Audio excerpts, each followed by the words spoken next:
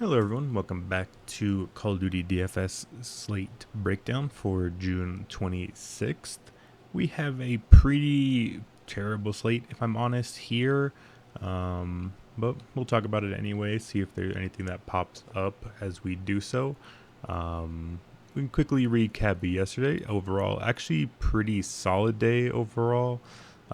This was the lone loss that we ended up taking. It was the LA Thieves getting the 3 over Boston. We did talk about LA Thieves only playing in 3-game series. I had a little bit higher hopes for Boston. Obviously, this was like a career match for Kenny. He's been one of their worst players, one of the worst players in the entire league, even. And he absolutely went berserk in this one. Methods did not get any help either from TJ Halley, Nero, or Vivid. I still don't know what TJ Halley does in this team, but again, something for another day. The maps were not particularly close either. First one was, but I mean, Kenny just went berserk. A little bit hard to overcome. Again, I don't understand why Boston likes Gavutu so much. It's decent for methods, but not for anyone else. Like Vivid and Nero, the core of this team is your submachine guns with Vivid and Nero. They're supposed to be forward, like very action intensive, very fast, aggressive submachine gun duo, and you put them on the worst map for it. Doesn't really make sense. I really do not like Boston at the moment. Don't like Thieves either. That seemed a little bit outlierish, but it is what it is. Minnesota get the 3-1 over Texas. This was an underdog pick that we ended up getting correct. Maps we got relatively correct as well. We had the Bocage come out from Minnesota. Ended up helping their scores a little bit as well. Despite them winning the series 3-1, their kill ratios were not the greatest. Dashy was really high up there as well, but he did not get any help either. We see pretty decent performance here from Minnesota again. Mainly came down to the control where they performed pretty poorly in as well, but just kind of again came down to Dash not really getting any help. But overall, the team play from Minnesota ended up coming through as well. New York got the 3-1. We were on them as well here. They ended up winning 2 respawns. They lost the control as well, similar to Minnesota. But their scores were a little bit better. Just the slight positives here for just about everyone. Kismet, being that aggressive submachine gun player, did end up scoring pretty well himself. Same with Hydra. Crim6 ended up getting there as well. Pretty much you would have been fine with any of these New York guys, I think. Maybe Pollux was a little low, but everything else was relatively decent from New York, so we got that one right. And then we also got this one right, the pretty big underdog pick from London as well. We kind of talked a little bit about the zero play down at 6K. Obviously, I did not end up going with that, but he ended up having a pretty immaculate series, especially these hard points. Plus 16 and plus 18. He got some help from Nasty in game 4, Afro in game 1. Not the best showing from Gizmo in his first series back, but I'm sure they're more than content with that one from the squad overall. Again, pretty sizable underdog there. I didn't have them in any DraftKings formats. I probably would not have been on 0 either way, so I think this would have been a pretty decent. This would not have been a good result for me either. I would have liked Afro and Gizmo probably before getting to 0. But overall, pretty pleased with London, and they got the underdog win there as well, so pretty pleased with that for sure. As we look ahead to tomorrow, these games are not very enticing at all.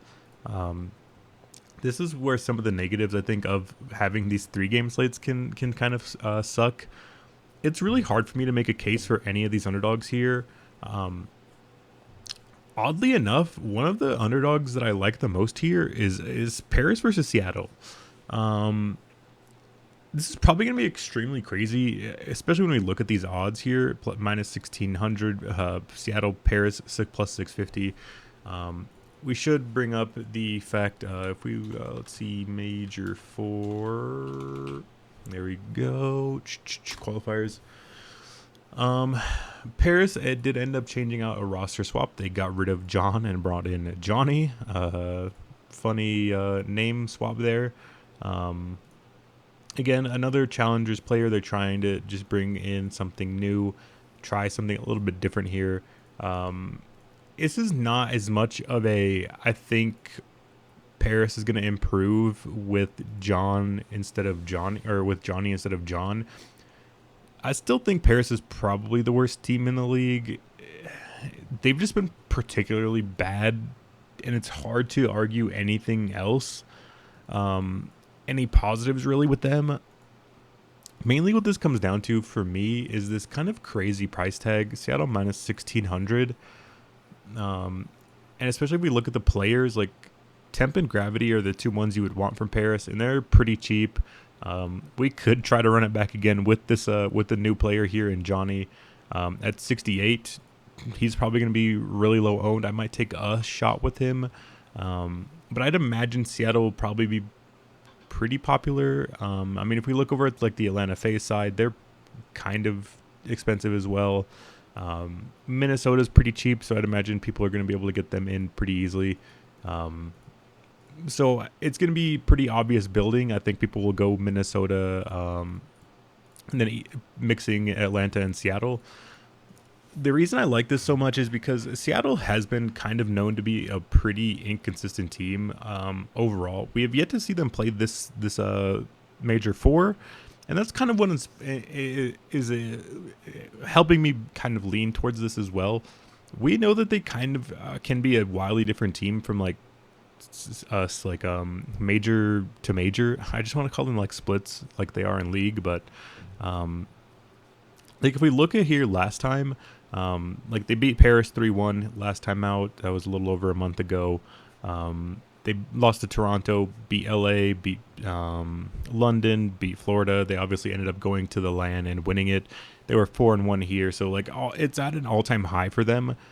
I feel like in that respect, it can kind of only be down from here. I know this is going back a good bit, back to Major 2 even. But if we look here, like they were 2-3 here. If we look at these matches, granted, this was a while ago. This is about 3 months ago, so it is a little bit tough to get the data here and argue it in a particular fashion. But like they beat FaZe, and then they lost to Optic, and then they lost to LAG, then they beat LA, they lost to Boston. Like they're just kind of all over the place, and that's kind of what has been the Seattle thing so far. Is especially if we look at like Major 1 qualifiers, like they ended up winning the kickoff tournament here. Oh, they got finals in the kickoff tournament, so the expectations were high, and then they came up to the stage and they were kind of a little bit mediocre. Don't get me wrong, I think they are the much better team. It really is a hard sell to try to get you guys to think this as well. But I feel like Call of Duty inherently just feels like a pretty random game. This is a minus 1,600 favorite, and online Seattle, I have not seen that to be that confident in. I obviously think they're the much better team. They most likely win this series in like a 3-0, maybe a 3-1. There is no real logical way for me to kind of break this down other than Seattle's a minus 1,600 favorite, and that price tag just feels crazy. That's all it comes down to for me. I could definitely just see Paris being able to play this close, and who knows, like maybe that's kind of all you need, especially when you look at the individual performances that we've seen from Gravity and Tempa as of late. They've been pretty good individually. They just need a little bit more from Johnny as an upgrade over John, and I think they can make this series relatively competitive. And again, we've just seen super high highs and super low lows with Seattle. They're just kind of all over the place. All this is just embracing variance and saying we've watched Seattle be up and down kind of all year, and right now their stock is the absolute highest it is. If you guys watch my other content, you guys will know I like to use this verbiage a lot, but I like to look at these teams kind of as stocks and look at like kind of buy high, sell low, that kind of stuff. Buy low, sell high, you know, standard things. But I think right now Seattle's the most expensive it will be, because they are coming off of that major victory. We just saw them, you know, beat FaZe in a final. Like they are looking like the number one team, but it's also easy to be complacent after something like that. It just feels like Seattle's stocks are at an all-time high. It feels like they can only kind of go down, and it could happen here we've seen crazy upsets in Call of Duty before a few times. Again, this is a pretty long shot thing. I'm not intending on taking this Paris play super investment heavy. Like, I definitely am just going to use it as a kind of a dart throw. But yeah, I mean, I kind of just talking in circles a little bit here. I just feel like this is a pretty variance oriented thing where Seattle, it just would not shock me if Seattle lost the series or if Paris made the series close and there is individual players did well. Again, it wouldn't shock me. Any outcome here wouldn't shock me. And when you're getting a minus 1,600 favorite on one side, you might as well just embrace the variance that you could see happening, and go with this super big underdog here. In terms of maps, we'll look at the maps here because that will be pretty important. But this is the first series. Again, you guys have heard me say this many times, but check in around 15-20 minutes before lock. See if you guys can check it out. I believe at the Twitter account is at CDL Scrimtel. They release the picks and bans when they do get out. Usually the first matches picks and bans do come out 20 to 30 minutes beforehand. So we will know what maps these guys are playing. Again, if there is a bocage, I obviously would like to get a little bit more Paris involved. And I do think it is a pretty decent possibility. I could definitely see, I think both these teams are fine on the bocage. I could definitely see it happening. I mean, we look here, this Seattle win streak has been pretty crazy. So, I mean, it's tough. It's tough to make a rational argument against it, but, you just got to embrace some variance. Paris have been really bad. I could definitely see, you look at this and you could kind of see why this is minus 1,600, but it's always the kind of times when you least expect it. I mean, Seattle's on an 8-game win streak. They just won the big event on LAN. Paris is on a 6-game lose streak. They lost their first match at LAN. Like, it's just so completely lopsided. You guys can see Seattle's 8-1 in their last set of matches. Paris is 0-6. It's a complete long shot in the dark type deal, but again, we look here, Paris is decent in hardpoint. They can win some spots here, and I do think, again, the map set is going to be pretty integral here. Even if you don't agree with me, the map set here is going to be pretty important. Paris, I think they typically ban the Berlin. They like to get rid of the Berlin hardpoint, so that's pretty fair. And then Seattle look to usually get rid of the Gavutu hardpoint. If you guys understand what I'm saying, then that leaves us with the Bocage and the Tuscan, which are the two best maps that you can possibly get when it comes to this game. It's DraftKings scoring is pretty great optimized here for the Bocage Tuscan. So if that is the case, I'd look to get a lot of this series involved. I would get some Paris. I would get some Seattle. I would even look to mix in some player, like some Johnny, some Jimbo. All three of the Seattle boys, like pretty much everyone except for anyone except for accuracy, maybe, I think is live, because mainly Johnny and Jimbo were so cheap. Temp and Gravity have really good numbers. Obviously, Sibpred and Mac all have pretty good numbers.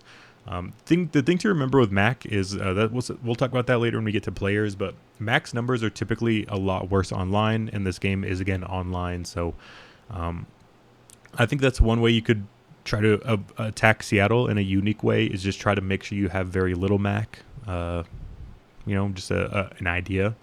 And yeah, I'm just going to take the small dog there with Paris. I don't expect them to win, but hopefully they can do enough. Hopefully, if we do mix in some right pieces from Paris and they do well enough at really bad low price tags, maybe we're onto something there. That's mainly what this comes down to. Again, keep an eye out for maps for that one. Next up is Minnesota, Florida. I'm honestly pretty surprised that the odds are this close on this one. I definitely like the Minnesota minus 1.5 here. I think they could definitely win this in a 3-0 or 3-1 for sure. From what we've only seen one series so far, so I don't want to go too crazy with it, but Minnesota's definitely looked really good, and they definitely still seem pretty underrated, especially when we do look at it in from like a betting market standpoint. they've just been really strong lately, and I don't know why they're not getting the respect. I definitely see Minnesota being a much bigger favorite here, and it would make a lot of sense. Florida looked really weak their first game out, especially from like Too Real and Major Maniac. I did not like what I saw from those two players on this team at all, and I fear it's not going to get any better against this Minnesota team that just beat Optic. They've been looking pretty strong themselves for a good bit now. I just see this being pretty one-sided to Minnesota, and I'm a little surprised that this line is this close. I feel like Minnesota is a good bit better than Florida here. I like loading up on Minnesota. Again, we talked about their players yesterday, so it's kind of the same spiel. I like Attach, Priesta, and Havoc a good bit, and they're all really cheap. You could definitely slam in all three of these guys in some lineups. Mix and match the two of them. Obviously, Attach would be the number one priority. Priesta and Havoc would be like the next two up. But I mean, at these price tags, it's really great to get either one of them or maybe even both of them in your lineups. For maps, I'm honestly not sure. We know Florida is going to ban the Berlin. That's one they're pretty bad on. It just kind of depends what does Minnesota want to go back with. I could definitely see them banning the Gavutu, which is a pretty decent map here for Florida. They're 3-0 on it. I don't see a reason either of these teams would ban Bocage. So Bocage chances are, I think, relatively high here, probably like 60%. The only hesitancy here is that, Florida should ban Berlin, but they could switch it up and go to the Bocage because Minnesota also don't like Berlin.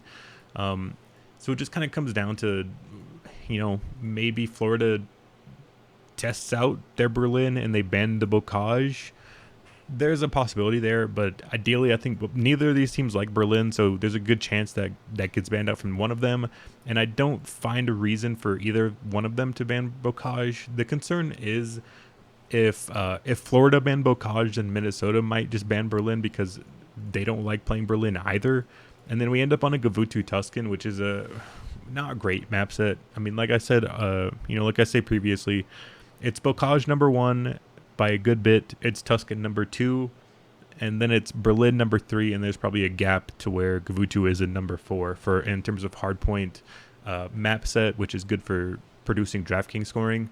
And Gavutu Tuscan would not be good. That'd be the 4th best and the 2nd best map. That's not very strong at all. But it's a little hard to predict here. Again, we could have a scenario where Florida ban Berlin and then Minnesota want to ban the Gavutu because Florida's really good on Gavutu, and then we get the Bocage Tuscan. So the variability is pretty high here, but either way, Minnesota's super cheap. I could definitely just see jamming in a ton of that team into my lineups, and I expect everyone else to do that as well. They're pretty cheap. They're favorites. They're going to get slammed. You can't avoid it, I don't think. LA Thieves, Atlanta FaZe. Pretty intriguing one. We know LA Thieves do not play more than 3 games in a series, and it's hard to argue. It's hard to see them winning this one 3-0, that's for sure. Again, I mean, it's just a tale as old as time. Florida, I mean, FaZe's numbers aren't godlike, but every time they've lost to elite teams. They lost to Texas, they lost to Minnesota, and then Seattle twice. Obviously, Seattle was just on a really strong run at the major, so these numbers feel a little harsh on FaZe. They consistently beat those lower end teams, which I do consider LA Thieves to be one. I like Atlanta FaZe. We'll talk about their players a little bit later. I think there is some value or some unique ways to get there with these FaZe boys, but unfortunately for map set, it is not looking the best. LA Thieves like to ban the Bocage quite often. It could be decent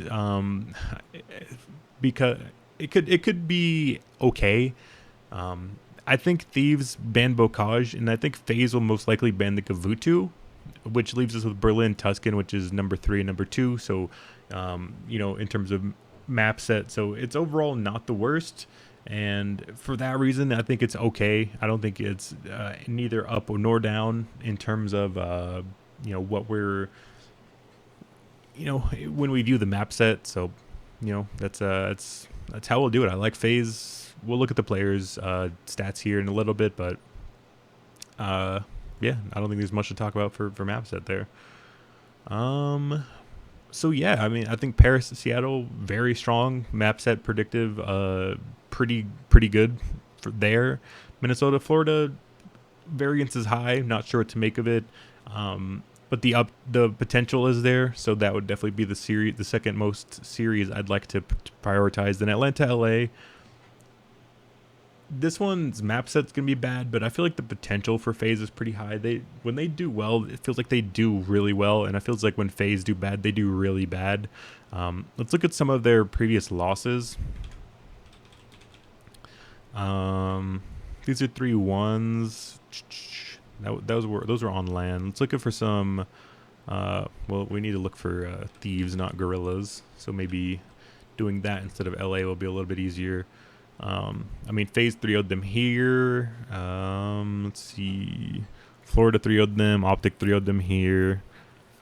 Let's see if there's anything. Seattle 3-0'd them here. So Minnesota 3-0'd them here. Let's see. Yeah, that'll be it. Let's look at these. I mean, Cilium and Simp absolutely destroyed them here. They got destroyed here a good bit as well. It feels like when Thieves do bad, they do really bad.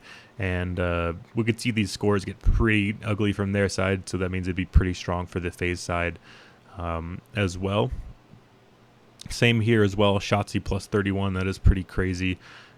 We just see these big numbers going up against the LA Thieves, so that's why I do like that a lot. Sib, accuracy, Mac. All three of them got there in this one.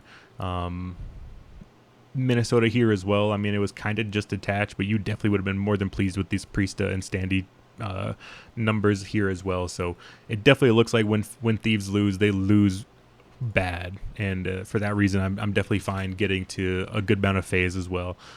That is going to leave my player pool relatively condensed, and I'm fine with that. It is a 3-gamer. I don't think there's a lot of spots I love, and I don't want to get unique kind of where I don't want to. I don't like forcing underdogs or picking anything that's... all I do is I just pick whatever kind of makes sense and feels decent to me. And in this case, I just feel like the Paris-Seattle price is a little off. I feel like Florida or Minnesota... Florida is a little off as well. I feel like Florida should be, or Minnesota should be, a pretty sizable favorite.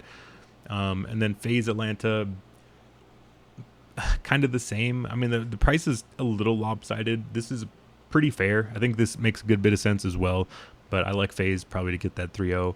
I mean, if you do like FaZe, adding them as -1.5 to some betting cards probably adds a good bit of value if you do like a parlay, for example. Like if you did Minnesota -1.5, Paris +2.5, and FaZe -1.5, that probably adds up to like a +350 ticket or something like that. That'd be pretty strong. Maybe even more than that. I think that sounds pretty decent. Yeah, I feel like those are pretty decent odds to happen. I don't know. It's just an idea. I'm not going to be doing that personally. I typically don't add bets unless I think there's pretty crazy lines here, which I don't think there is that much, but it's just an idea that I do see the value there. But we'll talk about the players and then go ahead and get out of here. So we'll look at maybe just this past bit of online play. And I think that'll be probably a little bit more telling. So again, we're going with Paris, Minnesota, and Atlanta. Numbers not going to be good for Paris, but remember we have to keep that in a little bit of a what's the thing I'm looking for? Relative to their expectations, a little bit of a vacuum, if you will. So attach number 1, temps number 2. Actually, it's pretty crazy. Celium there. Priesta 112, then it's Havoc, Gravity, and then it's a pretty far drop off to everyone else. That's honestly a pretty crazy. Again, John's not playing, so we probably keep his as well. But temps numbers are pretty crazy. Gravities are pretty decent as well. We could see the triple of Attached, Priesta, and Havoc. I'd imagine, those are all 3 really good numbers. They're all really cheap. I could see that 3 stack being really, really popular. But again, I think there's ways to get unique. like if you do 3-stack Minnesota and then you can add like some Paris, in there as well, that'd probably be pretty unique. Um, in my opinion, I think even well, if the map set comes out, one step at a time. I'll go just for the players. The numbers from the phase side feel a little hard done. Let's look at the when phase 1, what their numbers were looking like. So, of course, we saw this 3-0 versus the Thieves, 3-1 versus Toronto, 3-1 LA, 3-0 Boston, 3-1 New York. So, let's see who's doing well in the wins. Obviously, Celium and Simp doing pretty good here, but I think you would have been fine with these two. Maybe you would have taken this R-Cities number just because he is so cheap. I believe he's like 7.2 or something. He's just flat out 7, so not bad. Abizi at 8, pretty cheap as well. They finally got his number adjusted. For them phase, R-Cities and Celium here, so that's 2 for Celium, 1 for R-Cities, 1 for Simp. Celium and Abizi, so 3 Celium, 1 Abizi, 1 R-Cities, 1 Simp. Definitely see a pattern forming here. Celium and R-Cities, so that's 4 Celium, 2 R-Cities, 1 Abizi, 1 Simp. Then here we had the Celium and Simp, so that's 5 for Celium, incredible numbers, 2 for Simp, 2 for R-Cities, 1 for Abizi. But Abizi's numbers can get crazy because he is their aggressive submachine gun player. So he usually puts up pretty good numbers as well. I honestly think a lot of these all these phase guys are in play because it's well adjusted pricing. You probably would try to. I don't like the Simp number, but selling him at 9.2, very good. He's probably the best player on the slate overall. It's either Celium or Attach, and then we look at like a BZ, R-Cities. They can pay off this 8 and 7K price tag relatively easily. Again, if I consider this to be a pretty good chance for a 3-0, and you get that big 45-point sweep bonus in, we could definitely see these guys reaching 100, and that's probably like about the minimum you're asking from them. So. I think that'll be it. We'll roll it out that way, and that'll be good. The map thing I wanted to touch on quickly with Paris Seattle was I think you actually can play both sides if you wanted to, and I think that could be an okay way to attack it. Like for example, if you did want to stack up 2 or maybe even 3 of the Minnesota guys and then get in a couple, opposite side of this one, like if you went Temp at 7-8 and then like Sib or Pred at 10-2 and 9-4, that could be a pretty good unique way to get these lineups in. And I think uniqueness is going to be pretty important here on this slate, because I do think the ownership and everything is going to be so condensed, because we look at we're all looking at the same numbers and the same stuff here, and everything's going to stand out to everybody. Everybody's going to know that Celium and these Atlanta guys are pretty good. Everyone's going to know Minnesota's underpriced. So I think you just try to mix it up, try to get a little bit unique that way. Like if we do look and add Seattle's numbers here, we could see Sib is instantly at the top, Pred at 118 as well. We could see Mac Mac's relatively low. Accuracy's not that bad as well, but we can see Sib and Pred doing really, really strongly up there as well. So if you did want to mix in like a Temp and a Sib with your Minnesota 3-man, or if you did like 2 Minnesota Temp Sib and then Celium or something like that, there's ways there to get unique, and I think that'd be a pretty interesting way to approach it. Again, this continges on whether or not the map set is that good. If we do have the map set out in advance, and we will, but if we do have the maps that we anticipate, which is going to be the Bocage and the Tuscan Hardpoint, then I think that the viability of that becomes much higher, and we could definitely see Temp putting up good numbers while losing and Seattle also putting up numbers as well. So I could definitely see, if the map set is good again, Paris putting up pretty good numbers alongside Seattle. So that's gonna be my outlook on this one. A little bit interesting. We have a few ways to get unique. Overall, not the greatest slate by any means, but we'll try to focus and try to get in there try to do what we can here. So that'll be it for me today. Best luck to you guys tomorrow, I should say, and I will see you guys next week for some more Call of Duty action.